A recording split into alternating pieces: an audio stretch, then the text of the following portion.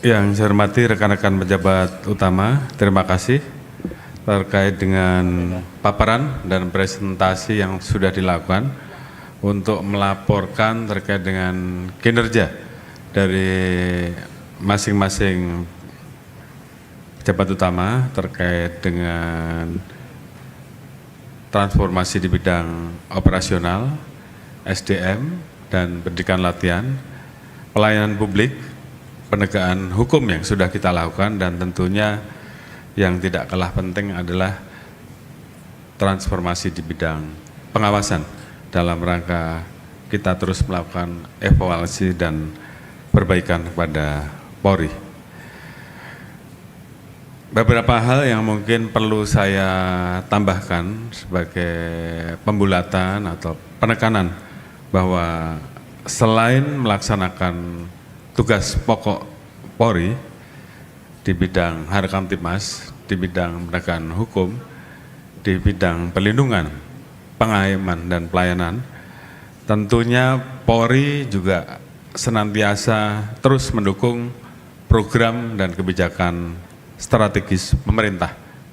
Dan saya kira dukungan ini kita lakukan karena apapun implikasinya, bahwa terkait dengan suksesnya program pemerintah tersebut tentunya juga berdampak terhadap stabilitas Kamtibmas. Oleh karena itu tentunya Polri selalu mendorong program-program pemerintah.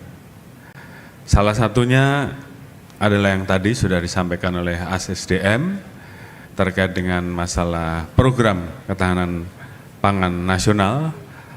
Polri tentunya akan terus berperan aktif dalam memberikan dukungan, baik mulai dari penanaman, pengelolaan, bagaimana kita melaksanakan panen, sampai juga peningkatan penyerapan jagung oleh Bulog. Kemudian juga tadi sudah disampaikan oleh Hastamaop bahwa Polri tentunya juga ikut membantu melakukan pembangunan terhadap gudang-gudang pangan untuk bisa menampung hasil panen, apakah itu hasil jagung ataukah itu beras, dan juga termasuk kita juga mendorong dan menyalurkan beras SPHP sehingga harga dan stabilitas harga dari pangan ataupun beras bisa tetap terjaga.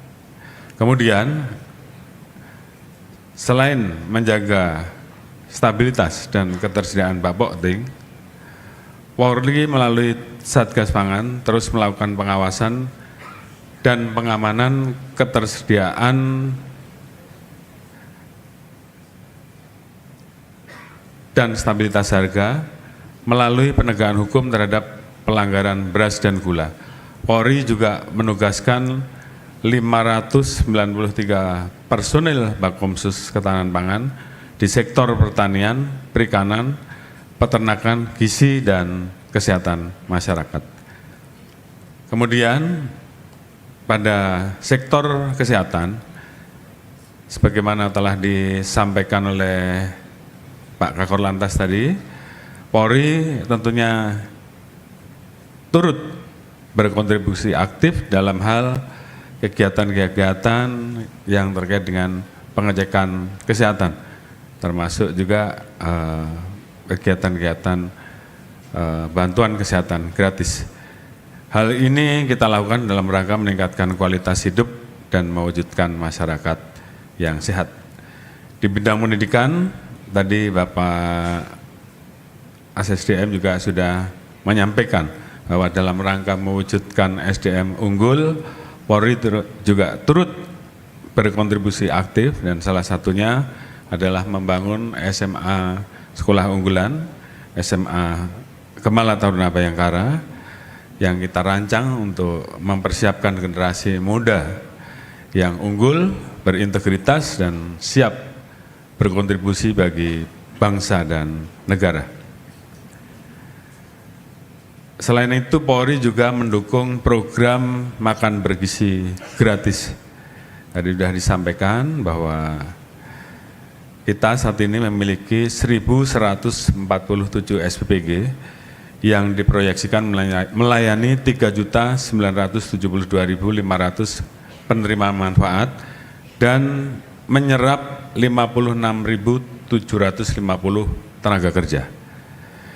Di mana rincian SPPG Polri yang kita miliki saat ini 331 SPPG saat ini sudah operasional, 135 dalam tahap persiapan operasional, 245 saat ini dalam tahap pembangunan dan sebentar lagi kita harapkan selesai, dan 436 baru saja kemarin kita groundbreaking dan akan kita proyeksikan selesai di bulan Februari 2026. Sehingga ke depan guna memperkuat ketahanan dan keamanan pangan nasional dan juga tentunya kecukupan asupan gizi bagi anak-anak kita, bagi masyarakat yang menderita stunting dan balita, Polri menargetkan penambahan jumlah SPPG hingga sejumlah 1.500 unit. Selanjutnya, sebagai bagian dari dukungan terhadap pembangunan infrastruktur, kemudahan akses, serta peningkatan konektivitas, Polri juga ikut membantu melaksanakan perbaikan dan pembangunan 101 jembatan. Dari jumlah tersebut, 27 unit jembatan telah selesai dibangun, 16 unit jembatan dalam proses pembangunan, dan 58 unit jembatan dalam tahap perencanaan. Upaya ini tentunya kita harapkan bisa memperlancar mobilitas masyarakat, mendukung aktivitas ekonomi, memperkuat akses antar wilayah, khususnya di daerah yang membutuhkan infrastruktur penunjang. Tentunya saya menyampaikan terima kasih kepada rekan-rekan yang telah aktif bekerja dalam rangka membantu masyarakat, membantu keluarga-keluarga kita, membantu saudara-saudara kita, agar anak-anak tidak lagi harus menyeberangi sungai dengan berbasah-basahan demi menuntut ilmu dan melanjutkan pendidikan mereka. Polri juga menjalankan peran strategis dalam pencegahan kebocoran keuangan negara melalui pengawasan terhadap penerimaan negara, pencegahan penyimpangan keuangan, serta pengawalan penggunaan anggaran agar tepat sasaran dan akuntabel. Upaya ini ditujukan untuk memperkuat tata kelola pemerintahan yang bersih, transparan, dan berintegritas. Dalam aspek pemulihan sosial dan ekonomi buruh, Polri melalui Des Ketenagakerjaan juga melakukan berbagai kegiatan penyelesaian sengketa industrial, melakukan kerjasama dengan kementerian, lembaga, dan stakeholder terkait, serta rekan-rekan dari serikat buruh untuk membantu menyalurkan buruh yang terdampak PHK sehingga dapat memperoleh pekerjaan kembali. 12 Juni 2025 kita memberangkatkan tenaga kerja sebanyak 700 buruh. 25 Juli 2025 kita berangkatkan kembali 1.575 buruh untuk mendapatkan harapan dan kehidupan baru setelah mendapatkan pekerjaan baru. Tentunya kami juga terus mendorong berbagai macam kegiatan, antara lain revitalisasi pabrik garmen di Kabupaten Pemalang dan mengaktifkan kembali 1.500 tenaga kerja yang sebelumnya terdampak PHK. Langkah ini juga tentunya menjadi bagian dari kontribusi Polri dalam menjaga stabilitas sosial dan mendukung pemulihan ekonomi nasional. Polri bekerja sama dengan berbagai pihak dalam menyediakan hunian yang layak bagi anggota Polri, namun juga banyak diminati oleh masyarakat dalam rangka mendukung program 3 juta rumah oleh pemerintah. Hingga triwulan keempat tahun 2025, Polri berhasil membangun 27.914 unit rumah bagi personil Polri yang tersebar di berbagai daerah. Tentunya ini kita harapkan bisa memberikan kepastian terhadap Polri maupun masyarakat agar bisa mendapatkan hunian, meningkatkan kualitas hidup, serta mendukung kinerja dan pengabdian dalam menjalankan tugas. Selain hal tersebut, Polri juga berperan aktif melalui Satgasus Optimalisasi Penerimaan Negara dengan melakukan pendampingan terhadap kegiatan verifikasi lapangan guna memastikan kepatuhan dan transparansi. Dalam pelaksanaannya, Polri bekerjasama dengan Ditjen Bea Cukai mengungkap dugaan pelanggaran ekspor produk kelapa sawit sebanyak 87 kontainer dengan seberat 1,8 ribu ton dengan total nilai mencapai 28,79 miliar rupiah. Upaya ini tentunya menunjukkan komitmen Polri dalam mendukung tata kelola keuangan negeri yang bersih dan akuntabel. Bapak-bapak, ibu-ibu hadirin sekalian, dengan berbagai capaian dan kontribusi nyata di berbagai sektor, Polri senantiasa hadir dalam membantu menyukseskan berbagai program pemerintah yang mampu meningkatkan kesejahteraan masyarakat, serta membantu menyelesaikan berbagai permasalahan di tengah masyarakat sebagai wujud komitmen pengabdian kepada bangsa dan negara. Selanjutnya, saya juga mengulangi apa yang tadi sudah disampaikan oleh Astamaop bahwa kita fokus menghadapi tantangan bencana alam di Provinsi Aceh, Sumatera Barat, dan Sumatera Utara. Polri berkomitmen untuk mengerahkan berbagai sumber daya yang kita miliki, baik personil maupun sarpas, dapur lapangan, water treatment, pesawat, helikopter, serta berbagai sarana prasarana lain yang dimiliki, sehingga bencana dapat termitigasi dengan baik, serta pemulihan wilayah yang terdampak dapat berjalan dengan cepat. Selanjutnya, kami laporkan bahwa dalam mengamankan perayaan Natal 2025 dan Tahun Baru 2026, Polri menggelar Operasi Lilin 2025. Tadi sudah disampaikan melibatkan 146.701 personil gabungan, terdiri dari 2.903 posko untuk mengamankan 44.436 objek, mulai dari gereja, pusat perbelanjaan, terminal, stasiun, pelabuhan, bandara, objek wisata maupun objek perayaan Tahun Baru. Tentunya Polri bersama seluruh stakeholder terkait berkomitmen untuk melakukan pengamanan Nataru dengan sebaik-baiknya melalui sinergi lintas instansi dengan melibatkan partisipasi masyarakat. Melalui kebersamaan tersebut, seluruh rangkaian kegiatan Nataru diharapkan berjalan dengan tertib dan kondusif.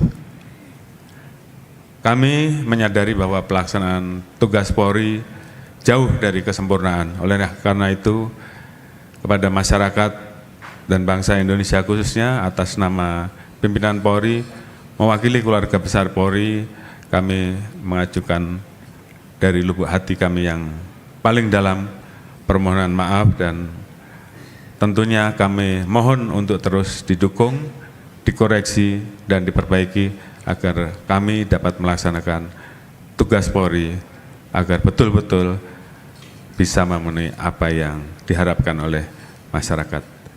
Ke depan kami akan terus melakukan perbaikan. Kami berkomitmen untuk selalu hadir di tengah-tengah masyarakat untuk mendengarkan aspirasi dan keluhan masyarakat secara langsung sebagai yang terdepan dalam melindungi dan menolong masyarakat, khususnya masyarakat kecil maupun kelompok rentan. Kami akan terus humanis dan responsif dalam memberikan pelayanan kepada masyarakat dan memastikan kemudahan akses terhadap seluruh layanan Polri. Penegakan hukum secara tegas kepada para pelaku kejahatan yang telah meresahkan masyarakat dan merugikan keuangan negara. Kami meyakini bahwa dalam menyelesaikan berbagai tantangan harus dilakukan melalui kemitraan dan kebersamaan. Oleh karena itu, Polri senantiasa menjalin silaturahmi dan bersinergi melalui peningkatan partisipasi masyarakat, melalui berbagai kegiatan diantaranya melibatkan organisasi kemasyarakatan dan kepemudaan atau KP untuk terlibat dalam mewujudkan Kamtibmas yang kondusif, menjalin silaturahmi dengan tokoh adat, tokoh agama dan masyarakat untuk merawat kerukunan termasuk menyelenggarakan doa bersama, safari Ramadan serta kunjungan ke beberapa pesantren. Melaksanakan apel Kamtibmas bersama dengan berbagai komunitas seperti pengemudi ojek online, pengamanan swakarsa kedaerahan dan organisasi kemasyarakatan.